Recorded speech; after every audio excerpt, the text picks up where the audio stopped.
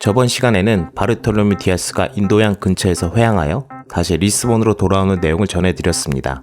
포르투갈이 활발하게 인도양으로 나아갈 무렵 그때 스페인에서는 무슨 일이 벌어지고 있었을까요?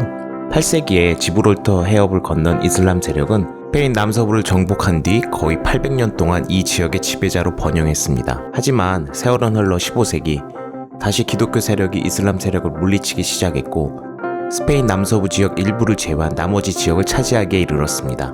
그리고 마침내 스페인 세력은 이슬람 세력의 본거지인 그라나다를 향해 총 공세를 펼칩니다. 이런 혼란한 시기에 막바지 무렵 크리스토퍼 콜럼버스가 스페인의 팔로스 항구에 나타납니다. 크리스토퍼 콜럼버스, 대항해 시대 하면 떠올리는 대표적인 인물이지만 막상 그가 어떤 인물인지 아는 사람은 많지 않을 것입니다. 그는 1451년 이탈리아의 제노바에서 태어납니다. 콜럼버스의 아버지는 직조공이었으나 그는 아버지의 직업을 물려받지 않고 배를 타는 선원이 됩니다. 14세에서 15세에 선원이 되어 배를 탄 콜럼버스는 거친 바다에서 항해에 필요한 지식을 배웠으며 이윽고 경험 많은 뱃사람으로 성장하게 됩니다. 그리고 26세의 젊은 청년 콜럼버스는 포르투갈의 리스본으로 본거지를 옮기게 되는데 당시 리스본은 많은 무역선이 오가던 무역의 중심지였습니다. 콜럼버스는 이곳에서 활동하면서 많은 경험을 쌓게 되고 아내 필리파 모니스 페레스토렐레도 만나게 되어 결혼도 하게 됩니다.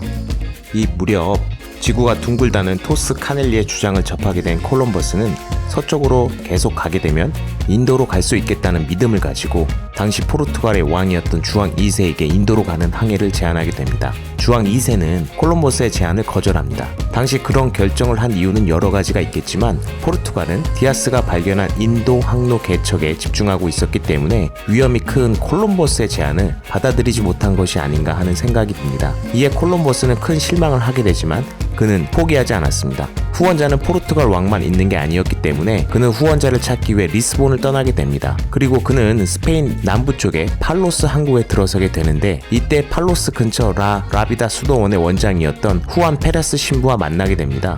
이게 인연이 되어 당시 스페인의 여왕이었던 이사벨 1세를 만나게 되는데 성공하게 되는데요.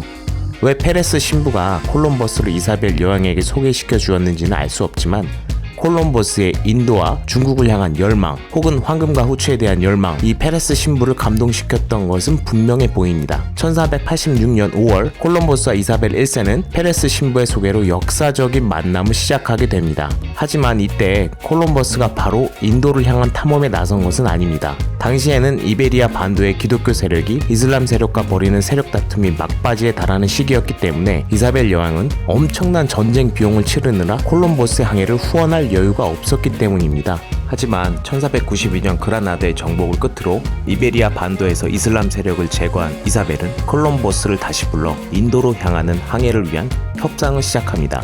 여기서 드는 궁금점은 왜 이사벨 여왕은 엄청난 비용과 위험이 있는 콜럼버스의 항해 제안을 받아들였을까입니다. 당시 이사벨 여왕은 이베리아 반도의 이슬람 문명을 밀어내는 업적을 달성하였지만 이것으로는 만족하지 못하였습니다. 땅을 정복한 다음 그녀의 시선은 바다를 향했고 이웃국가 포르투갈의 해외 진출을 주의 깊게 관찰하고 있었습니다. 당시 포르투갈은 아프리카 무역을 통해 많은 돈을 벌고 있었고 이를 본 이사벨 여왕은 신항로 개척이 나라의 미래에 큰 도움이 될 것이라 확신을 했던 것 같습니다. 그녀는 포르투갈 및 다른 세력을 앞서기 위한 계기가 필요했고 마침 때맞추어 나타난 콜럼버스가 그녀에게 해답을 주었을 것이라 생각이 됩니다. 협상 끝에 이사벨 여왕은 콜럼버스의 항해를 후원하게 되고 콜럼버스는 신대륙을 향한 첫 걸음을 내딛게 됩니다. 이때 조건은 콜럼버스가 발견한 모든 것의 10%를 가지고 식민지의 총독으로 임명하고 이를 자식들에게 세습하는 조건이었습니다.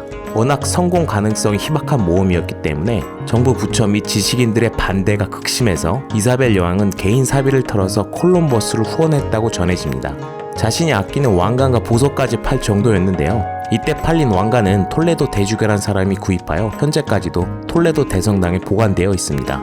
1492년 8월 3일 콜럼버스는 후원받은 선박 두 척 판타오와 니나호를 타고 서쪽으로 항해를 시작하게 되는데 당시 금방 도착한다던 콜럼버스의 말을 믿은 선원들은 한 달이 넘도록 육지가 보이지 않자 반란을 일으킬 정도로 흥분을 했습니다.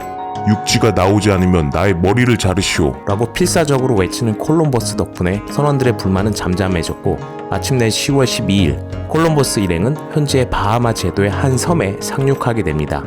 콜럼버스는 이곳을 산살바도르 섬이라 명명하고 원주민들과 접촉을 하게 되는데 이때 원주민들이 피우던 담배와 해먹을 발견하게 됩니다. 콜럼버스는 이곳이 인도라 생각했기 때문에 원주민을 인디오라고 불렀고 그곳에만 사는 진귀한 동식물을 수집하기 시작합니다. 그리고 원래 목적인 황금과 금은 보화를 찾기 위해 계속 탐험을 하게 됩니다. 1차 항해에서 황금을 찾지 못한 콜럼버스는 황금 대신 스페인에는 없는 진귀한 동식물과 몇몇 인디오들과 함께 스페인으로 돌아가게 됩니다. 돌아가기 전에 신대륙에 약간의 선언을 남겨두고 오게 되는데 콜럼버스가 다시 돌아왔을 때는 모두 죽고 난 뒤였습니다. 모두 죽어버렸기 때문에 무슨 일이 벌어졌는지는 알 수는 없지만 원주민과 마찰이 발생했고 전투를 벌인 뒤 모두 죽었을 거라 추측이 됩니다. 1차 항해 뒤 콜럼버스는 이사벨 1세와 그의 남편 페르난도로부터 극진한 환대를 받게 됩니다. 콜럼버스는 인도, 즉 신대륙에 황금이 많다고 거짓 보고를 하게 되는데 황금이 없다는 사실을 알게 되면 두 번째 항해를 하지 못한다고 생각했기 때문이 아닌가 추측합니다. 미지의 세계를 탐험한 모험가, 영웅의 화려한 귀환, 그리고 그를 맞이하는 스페인 왕국의 국왕, 아마 이때가 콜럼버스의 가장 화려한 시기가 아닌가 생각이 됩니다. 하지만 그 영광은 오래가지 못했습니다. 본국의 환영과 호응에 힘입어 콜럼버스는 2차 항해를 시작하게 됩니다. 이때는 총 17척의 선박과 1200명의 선원들로 항해를 떠나게 됩니다. 여기까지가 우리가 아는 시대를 앞서간 모험가 콜럼버스의 모습입니다.